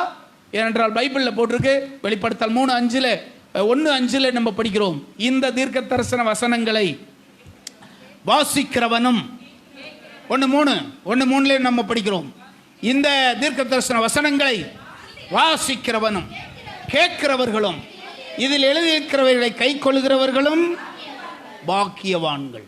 எனவே நம்முடைய நடக்கையை குறித்து கவனமாக இருக்கணும், நம்முடைய வாயை குறித்து பேச்சை குறித்து நம்ம கவனமாக இருக்கணும், நம்முடைய கிரியைகளை குறித்து கவனமாக இருக்கணும், நம்முடைய செவிகள் ஆண்டவருடைய சத்தத்தை கேட்பதற்கு கவனமாக இருக்கணும்.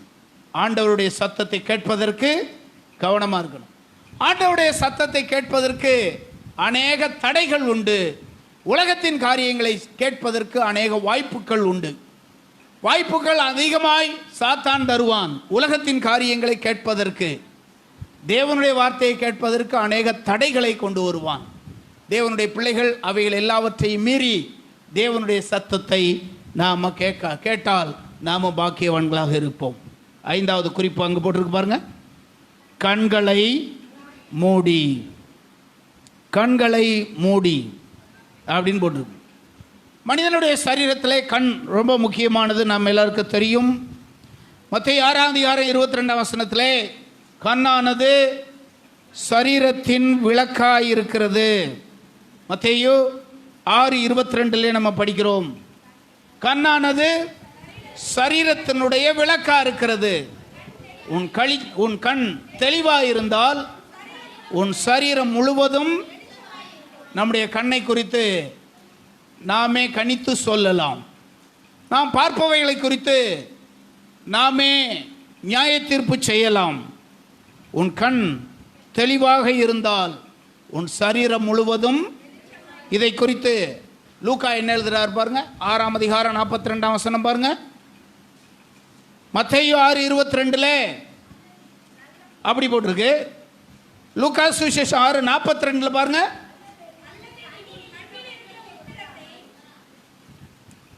உணராமல் உன் சகோதரனை நோக்கி, சகோதரனே.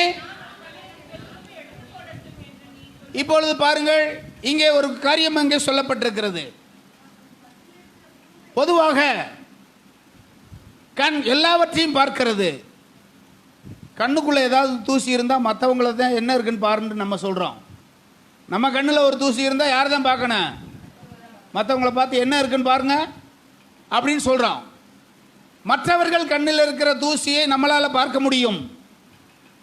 நம்ம கண்ணில் இருக்கிற பெரிய காரியத்தை நம்மளால் என்ன செய்ய முடியாது? பார்க்க முடியாது. இங்கே பைபிளில் இயேசு கண்ணை குறித்து பல காரியங்களை அவர் பேசியிருக்கிறார். மத்தேயுவிலே 6:22 நம்ம படிக்கிறோம், உன் கண் சரீரத்தின் விளக்கா இருக்குன்னு சொல்றாரு. லூக்காவிலே 6:42 போட்டிருக்கு, உன் கண்ணில் இருக்கிற காரியத்தை முதலாவது நீ சீர்தூக்கிப்பார், அது பெரிசு. மற்றவர்களிடத்தில் இருக்கிற சின்ன காரியத்தை நீ அதிகமாய் பார்க்கிறாய்.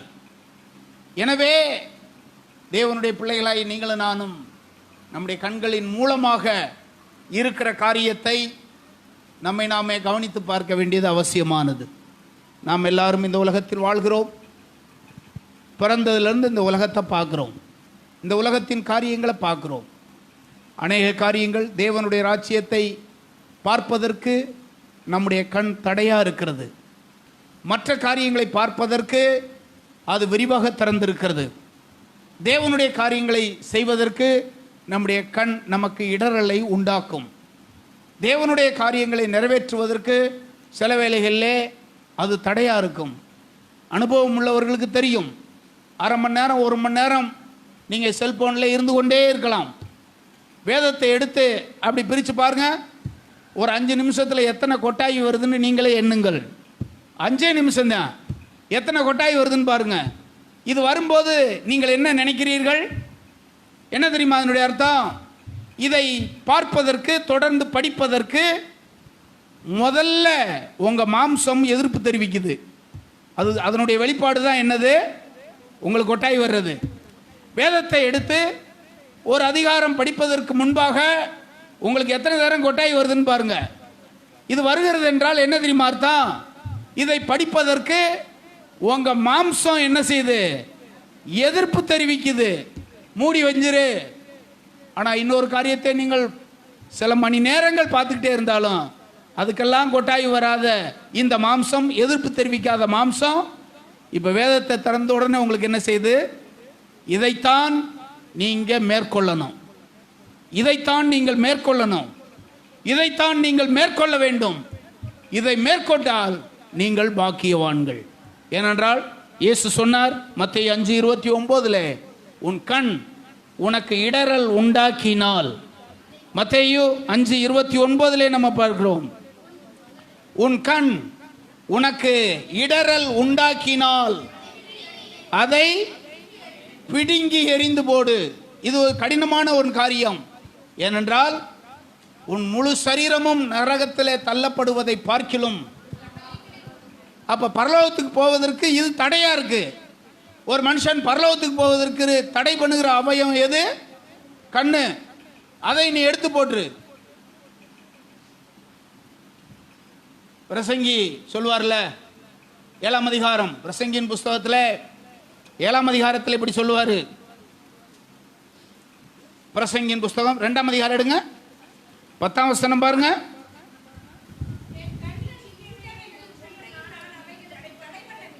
இப்பொழுது நமக்கு முன்னே இந்த வார்த்தை வருது. நாம் எப்படி செய்ய போகிறோம், என்ன செய்கிறோம் பாருங்க.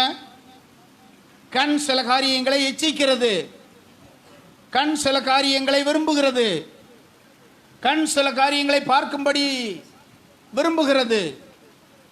ஆனால் நாமெல்லாம் நினைச்சா அதை தடுத்துடலாம். சாலமோன் இப்படி சொல்றாரு, எதை நான் பார்க்க விரும்பினோ அதை எல்லாத்தையும் நான் என்ன செஞ்சேன்? பார்த்தேன். சாலமோன் வாழ்ந்தது எத்தனை வருஷம் தெரியுமா? 58 வருஷம். சாலமோன் வாழ்ந்தது 58 வருஷம்தான். இதுக்கு இடையில தான் அவர் சொல்றாரு, என் மனசு என்ன விரும்புச்சோ எல்லாத்தையும் செஞ்சேன். இளமையிலே ஆசீர்வதிக்கப்பட்ட ஒரு நபராக இருந்தான்.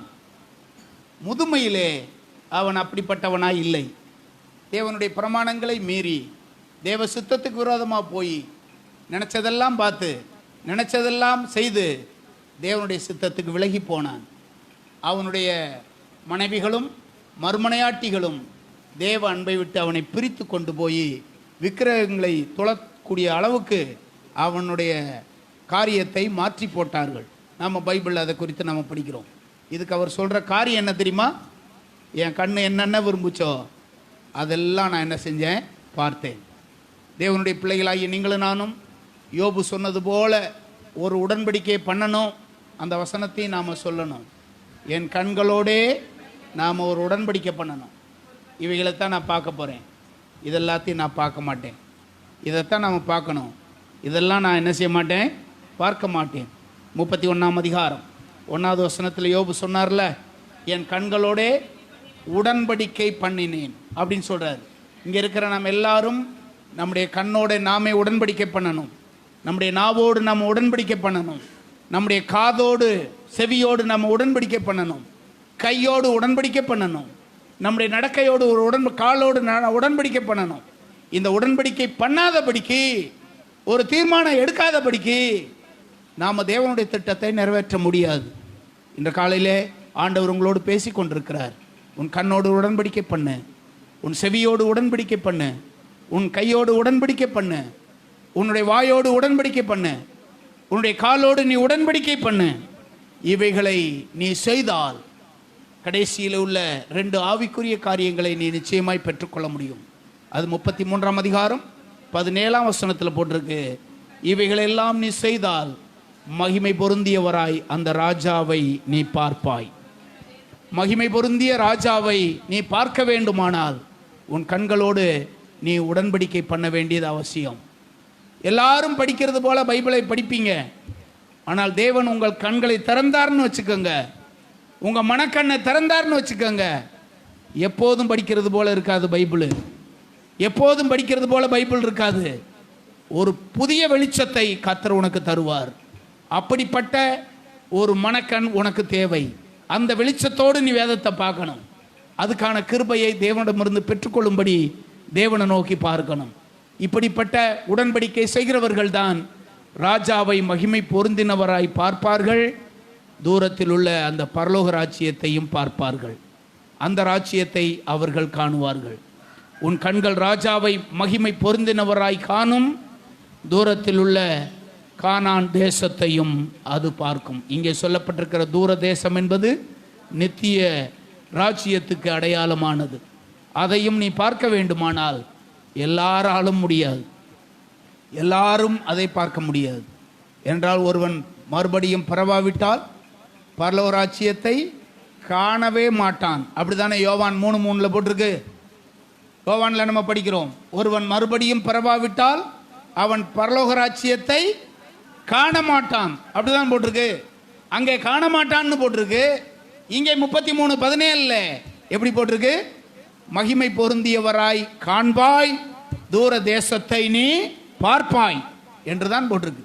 எனவே தேவனுடைய பிள்ளைகளே, அந்த ராஜாவை காணவும் அந்த ராஜ்யத்தை காணவும் வேண்டுமானால் இந்த உலகத்தில் வாழ்கிற இந்த காலத்தில் நம்மை நாமே தேவனுக்கு பிரியமுள்ளதாய் நம்மை அர்ப்பணம் பண்ணி வாழ்வோம். தேவன் நமக்கு உதவி செய்வார். நாம் எல்லாரும் எழுந்திருந்து இந்த நாளில் ஆண்டவர் பேசின வார்த்தையின்படி நம்முடைய சரீர அவயவங்களோடு இன்றைக்கு உடன்படிக்கை பண்ண வேண்டியது அவசியமானது. எல்லாருடைய கண்களும் மூடி இருக்கட்டும். ஆண்டவருடைய சமூகத்தில் நம்முடைய சரீர அவயவங்களை நாம் ஒப்பு கொடுத்து, நம்முடைய சரீர அவயவங்களை நாம் ஒப்பு கொடுத்து நம்மை நாமே நிதானித்து பார்த்து அவருடைய சித்தத்தை அறிந்து கொண்டு அவருக்கு பிரியமானவைகளை செய்து வாழும்போது நிச்சயமாய் அந்த ராஜாவை நீ பார்ப்பாய், அந்த ராஜ்யத்தையும் நீ பார்ப்பாய். அந்த ராஜாவை நீ காண வேண்டுமானால், அந்த ராஜ்யத்தை நீ காண வேண்டுமானால் இங்கே சொல்லப்பட்டிருக்கிற 5 விதமான சரீர அவயவங்கள்ல உனக்கு பிரியமானதை அல்ல, இந்த அவயவங்கள் தேவனுக்கு பிரியமானதை செய்ய வேண்டும். தேவனுக்கு பிரியமானதை செய்ய வேண்டும். உன்னுடைய நடக்கையை சீர்தூக்கி பார். உன் நடக்கையை சீர்தூக்கி பார். அதுல குறிப்புகள் போட்டிருக்கு, நீதியாய் நடந்து,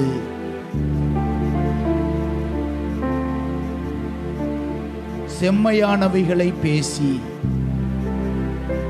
உன் கைகளை உதறி, உன் செவியை சாய்த்து, உன் கண்களை விளக்கினால் ராஜாவை நீ பார்ப்பாய், அந்த ராஜ்யத்தை பார்ப்பாய். ஆண்டவர் சமூகத்தில் தேவன் பேசுகிற இந்த நேரத்தில் நம்மை நாமே சீர்தூக்கி பார்ப்போம். ஒருவேளை ஆண்டவர் இதில் ஏதாவது ஒரு காரியத்தை குறித்து உங்களோடு பேசினார் என்று நீங்கள் உணர்ந்தால் இன்னைக்கு ஆண்டவர்கிட்ட நீங்கள் நல்மனம் பொருந்திருங்க. உங்கள் குறைவுகளை ஆண்டவரிடத்தில் அறிக்கையிடுங்க. உங்கள் காரியங்களை ஆண்டவரோட நீங்க சொல்லுங்க. தேவனுடைய மனுஷனாகிய தேவ பக்தர்கள் சொன்னது போல, தேவ பக்தர்கள் அப்படியாய் சொன்னது போல, ஆண்டவரே என் வாய்க்கு காவல் வையும் என்று கேட்டது போல, என் வாய்க்கு நீர் காவல் வையும் என்று வாஞ்சித்து கேட்டது போல, உங்கள் நடக்கைகளை நீங்கள் சீர்தூக்கி பாருங்கள். நீங்கள் நடப்பதெல்லாம் தேவனுக்கு பிரியமானது தானா? உங்கள் நடக்கை எல்லாம் தேவனுக்கு பிரியமானது தானா? தேவனுடைய ராஜ்யத்தில் நீங்கள் சுதந்திரிப்பதற்கு உத்தமனாய் நடக்கும்படி ஆண்டவர் எதிர்பார்க்கிறார்.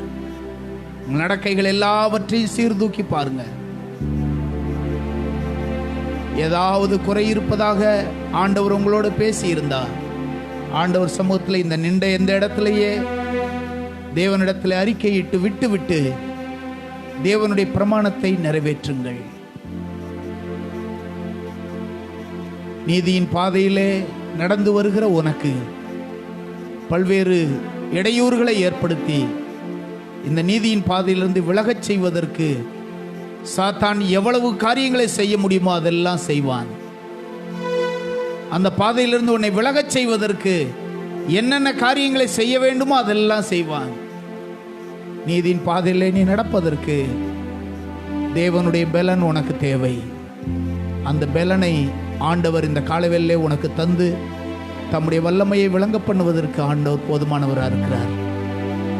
உன்னை நோக்கி தன்னுடைய கரத்தை நீட்டுகிறார். இந்த வேளையிலே நீ அவரை பிடித்து கொண்டால் நீதியின் பாதையிலே நீ திரும்ப முடியும். நீதியின் பாதையிலே உன்னால் நடக்க முடியும். நீதியின் பாதையிலே நீ வாழ முடியும். உனக்கு வேண்டாதவைகளை விட்டுவிட்டு, தேவன் விரும்பாதவைகளை விட்டுவிட்டு இந்த நீதியின் பாதைக்கு திரும்பி விடு. தேவன் உன் கரத்தை பிடித்து உன்னை அழைக்கிறார். அவர் உன்னை நடந்து நான் உன்னை அழைத்து செல்வேன் என்று உன்னை கூப்பிடுகிறார். அவரோடு கூட வாழ்வதற்கு, அவரோடு நடப்பதற்கு சம்மதித்து உன் கரத்தை அவரிடத்தில் நீட்டினால் அவர் உன்னை கட்டியாய் பிடித்து கொள்ளுவார். அவர் உனக்கு உதவி செய்வார். உன்னை தூக்கி எடுப்பார். அந்த இடத்திலிருந்து உன்னை மீட்டு கொண்டு வந்து அவரோடு கூட நடக்கும் பாக்கியத்தையும் சிலாக்கியத்தையும் உனக்கு அவர் தருவார். பேச்சுக்கள் எல்லாம் உண்மையும் சுத்தமானதையும் பேசும்படி ஆண்டவர் எதிர்பார்க்கிறார். எந்த சூழ்நிலையிலையும் தவறான வழியில் வருகிற எந்த ஆதாயமா இருந்தாலும் அதை விட்டுவிடு. தவறான வழியில் வருகிற எந்த ஒரு ஆதாயத்தையும் விட்டுவிடு. கைகளை உதறு, கைகளை உதறு. உன் செவியை சாய்த்து தேவனுடைய வார்த்தையை கேட்பதற்கு முன்னுரிமை கொடு. தேவனுடைய வார்த்தையை கேட்பதற்கு முக்கியத்துவம் கொடு.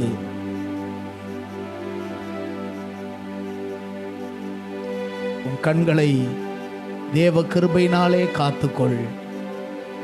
தினந்தோறும் தேவனுடைய கிருபையினாலே உன் கண்ணை காத்துக்கொள். உன் கண் உனக்கு இடரல் உண்டாக்க வேண்டாம். தேவ வார்த்தையினாலே உன்னை காத்துக்கொள். இன்றைக்கு அதோடு உடன்படிக்கை பண்ணிவிடு. இதைத்தான் நான் பார்க்க போகிறேன், இதைத்தான் நான் பேச போகிறேன், இப்படித்தான் நான் வாழப் போகிறேன், இப்படித்தான் நான் நடக்கப் போகிறேன், இப்படித்தான் நான் வாழப் போகிறேன். தேவனோடு நீயே ஒரு உடன்படிக்கை செய்து கொள். அப்படி செய்தால் ராஜாவை உன் கண்கள் காணும். தினந்தோறும் அவருடைய பிரசன்னத்தை நீ உணர முடியும். தினந்தோறும் அவரை நீ காண முடியும். அந்த ராஜ்யத்தையும் உன்னால் காண முடியும். அன்பின் பரலோக தகப்பனே, பரிசுத்தமுள்ள தேவனே, இன்றைக்கு உம்முடைய ஜனங்களுக்கு எதை சொல்லும்படி சொன்னீரோ அதை நான் சொல்லியிருக்கிறேன். உம்முடைய ஜனங்களாகிய இவர்கள் இந்த உலகத்தில் வாழ்கிற காலத்தில் உம்முடைய சித்தத்தை செய்ய வேண்டும் என்று நீர் எதிர்பார்க்கிறீர். அப்படிப்பட்ட அந்த சித்தம் என்ன என்பதையும் இன்றைக்கு எங்களுக்கு நீர் வெளிப்படுத்தி இருக்கிறீர். அதன்படி வாழும்போது நாங்கள் உம்மை மகிமை பொருந்தியவராய் காண முடியும். மகிமை பொருந்தியவராய் உம்மை நாங்கள் தரிசிக்க முடியும். நீர் எங்களுக்கு உதவி செய்து உம்முடைய மகிமையை விளங்க பண்ண வேண்டும் என்று உம்முடைய சமூகத்தில் ஒப்பு கொடுத்து ஜெபிக்கிறோம். இந்த இடத்துல முழங்கால் படிட்டு இருக்கிற நம்முடைய பிள்ளைகள் ஒவ்வொருவருக்காக ஸ்தோத்திரம். இந்த இடத்துல நின்று கொண்டிருக்கிற பெரியோர் முதல் சிறியோர் வரைக்கும் உம்முடைய சித்தத்தை அறிந்து உமக்காக வாழ்கிற பாக்கியத்தையும் சுலாக்கியத்தையும் நீர் கட்டளையிட்டு நடத்தியருளும், உதவி செய்தருளும். உம்முடைய தயவு, இரக்கம், கிருபை உம்முடைய பிள்ளைகளோடு கூட இருக்கட்டும். எல்லா துதி கனமகிமையும் உமக்கே செலுத்துகிறோம். இயேசுவின் நாமத்தில் ஜெபிக்கிறோம் ஜீவனுள்ள நல்ல பிதாவே. நாத்துமாவே கர்த்தரை ஸ்தோத்திரி, முழு உள்ளமே பரிசுத்த நாமத்தை ஸ்தோத்திரி. நாத்துமாவே கர்த்தரை ஸ்தோத்திரி. கர்த்தர் செய்த சகல உபகாரங்களையும் மறவாதே.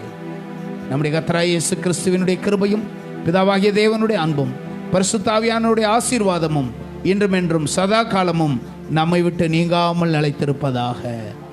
ஹல்லேலூயா, ஹல்லேலூயா, ஹல்லேலூயா. எல்லாருக்கும் ஸ்தோத்திரம். ஆண்டவர் உங்களை ஆசீர்வதிப்பாராக, கூட இருப்பாராக. God bless you. Praise.